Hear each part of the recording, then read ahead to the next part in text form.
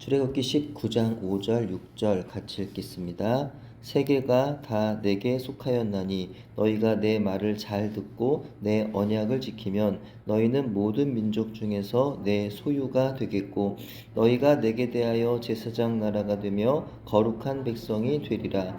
너는 이 말을 이스라엘 자손에게 전할지니라. 아멘. 이스라엘 백성이 출애굽한 이후에 3개월이 되던 어느 그날에 시내산에 이르렀을 때 하나님이 하신 말씀입니다. 너희가 내 말을 잘 듣고 내 언약을 지키면 너희는 모든 민족 중에서 내 소유가 될 것이라 라고 말씀하셨습니다. 또 제사장 나라가 되고 거룩한 백성이 되리라 라는 그런 말씀이었습니다. 근데 이것은 조건부로 복을 약속하신 것처럼 들리지만 그런 의미가 아니었습니다. 그러니까 이 말씀 그대로 이스라엘 백성이 하나님의 언약을 잘 지켜야지만 하나님의 소유가 되게 하시겠다는 말처럼 들리고 있는데, 하지만 그것이 아니라 사실 하나님은 이미 이스라엘 백성을 그분의 소유로 삼으신 것이고 이스라엘 백성은 그 복을 받은 자로서의 열매로 그분의 소유답게 그분의 거룩한 백성답게 하나님의 언약을 지켜야 한다는 겁니다. 그러니까 순종하면 구원하여 백성 삼아 주겠다는 것이 아니라 이미 구원하여 백성 삼았으니 이제 순종하는 삶을 살아야 한다는 거죠. 종처럼 복종하는 것이 아니라 언약의 관계 안에서 하나님을 신뢰하며 살아가라는 겁니다. 이것이 바로 하나님께서 우리를 구원하시고 예수 그리스도로 인하여 우리를 구원하시고 우리를 자녀 삼아 주신 것과 같은 의미가 되는 것이죠. 그래서 우리를 구원하셨으니까 그렇기 때문에 우리가 하나님께 순종하는 게 아니라 하나님의 구원하심에 감사하면서 이미 하나님께서 자녀 삼아 주셨으니 그 은혜로 인하여 우리는 감사함으로 순종하며 살아가는 거죠. 그래서 하나님이 약속하시는 복은 무엇인가요? 첫째로는 그분의 소유 삼으시겠다는 겁니다. 히브리어로는 세굴라라고 해서 왕이 특별히 간직하는 보물, 개인 재산의 의미를 갖고 있어요. 그러니까 하나님은 온 세상의 주인이시지만 이스라엘을 특별한 관계의 백성으로 택하셨다는 뜻이죠. 이 선택은 특권이지만 동시에 책임을 의미하고 있습니다. 또한 두 번째 제사장 나라 삼으시겠다는 건데요. 제사장의 역할은 하나님과 백성 사이에 중재하는 역할을 하죠. 그래서 하나님의 뜻을 백성들에게 전하고 백성을 하나님께로 인도하는 그 중간에서 그런 다리 역할을 하는 사람이 바로 제사장입니다. 따라서 이스라엘은 하나님의 그 부르심의 어떤 그 의미가 나만 거룩하고 나만 하나님의 자녀로 그렇게 잘 사는 게 아니라는 거예요. 그래서 자기들만 거룩해지는 나라로 사는 게 아니라 열방을 그 중간에서 그 열방을 하나님께로 인도하는 그런 통로가 되어야 한다는 겁니다. 세 번째로는 거룩한 백성 삼으시겠다는 겁니다. 거룩함은 도덕적인 완벽함이 아니라 구별을 의미합니다. 그러니까 세상과 똑같이 살지 않고 세상 속에 살아가지만 세상 사람들과 섞여서 그들과 같이 살지 말고 그 속에서 하나님의 성품과 방식을 드러내는 삶이 되어야 한다는 거죠.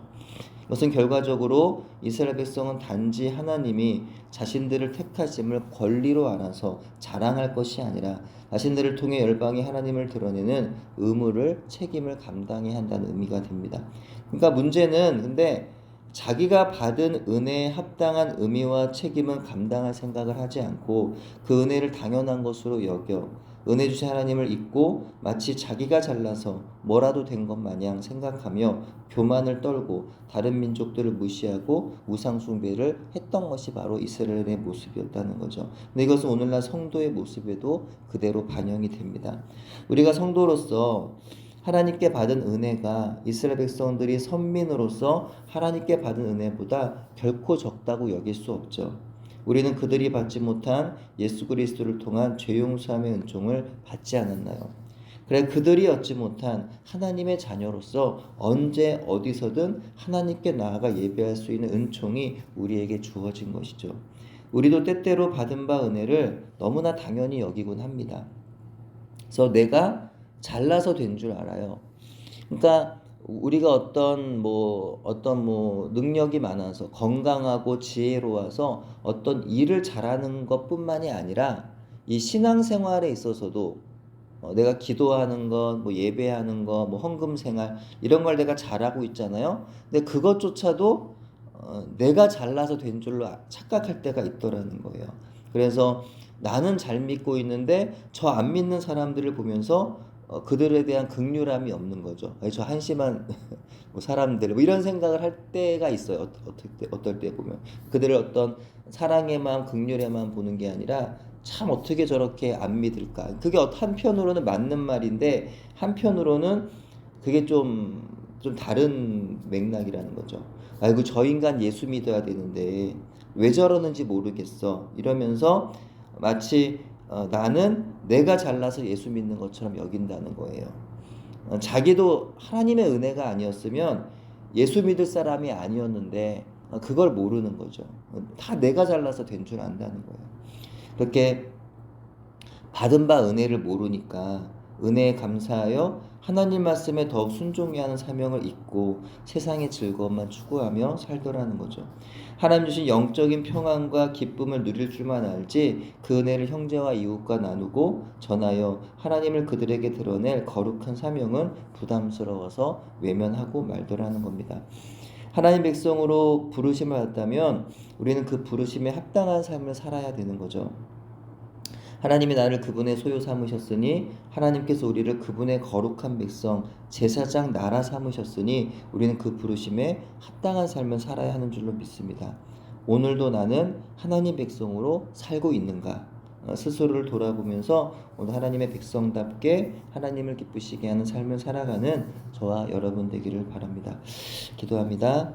하나님 은혜를 감사드립니다. 매일매일 하루하루 하나님의 도우시는 은혜로 저희는 살고 있습니다. 이제 또 주일을 지나서 또 이제 한 주일을 살아갑니다. 사랑하는 성도들의 삶의 현장에 오늘도 함께 하셔서 하나님의 인도하심을 받게 하시되 하나님의 백성으로 살아내도록 인도하여 주시고 거룩한 백성으로 살아 또 함께 모이는 주님의 그날에 이르기까지 하나님을 잘 섬기고 예배하다가 또 주일 주님의 전에 성도들과 함께 기쁨으로 모이는 또 주일이 될 수 있도록 그렇게 한 주간을 예배자로 살아갈 수 있는 우리 모두가 되도록 은혜 베풀어 주옵소서. 감사드리오며 예수님의 이름으로 기도드립니다.